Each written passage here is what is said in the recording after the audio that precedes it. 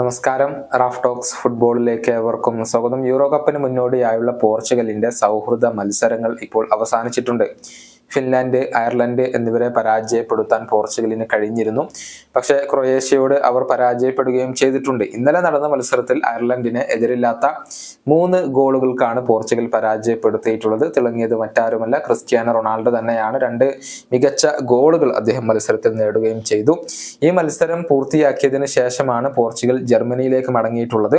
വരുന്ന വെള്ളിയാഴ്ച ജർമ്മനിയിൽ വെച്ചുകൊണ്ട് പോർച്ചുഗൽ ഒരു ട്രെയിനിങ് സെഷൻ നടത്തുന്നുണ്ട്. ഓപ്പൺ ട്രെയിനിങ് സെഷനാണ് ഇപ്പോൾ ഷെഡ്യൂൾ ചെയ്തിട്ടുള്ളത്. അതായത് ആരാധകർക്ക് ഈ ഒരു ട്രെയിനിങ് സെഷൻ കാണാനുള്ള സൗകര്യം ഉണ്ടാകും.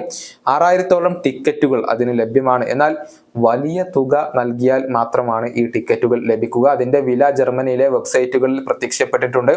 400 യൂറോ മുതൽ 800 യൂറോ വരെ ഒരു ടിക്കറ്റിന് ചിലവഴിക്കേണ്ടതുണ്ട്. 800 യൂറോ എന്ന് പറയുമ്പോൾ ഇന്ത്യൻ രൂപ അത് 70,000-ന് മുകളിൽ വരും.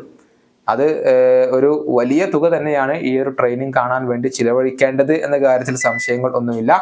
ഏതായാലും ജൂൺ 18-ാം തീയതിയാണ് പോർച്ചുഗൽ യൂറോ കപ്പിലെ ആദ്യ മത്സരം കളിക്കുക. എതിരാളികൾ ചെക്ക് റിപ്പബ്ലിക് ആണ്. അതിനുശേഷം തുർക്കി, ജോർജിയ എന്നിവരാണ് ഗ്രൂപ്പ് ഘട്ടത്തിൽ പോർച്ചുഗലിന്റെ എതിരാളികളായി കൊണ്ടുവരുന്നത്. സൂപ്പർ താരം ക്രിസ്ത്യാനോ റൊണാൾഡോയിൽ തന്നെയാണ് അവരുടെ മുഴുവൻ പ്രതീക്ഷകളും ഉള്ളത്. ഈ വീഡിയോയുടെ അവസാനിപ്പിക്കുന്നു. കാണാം.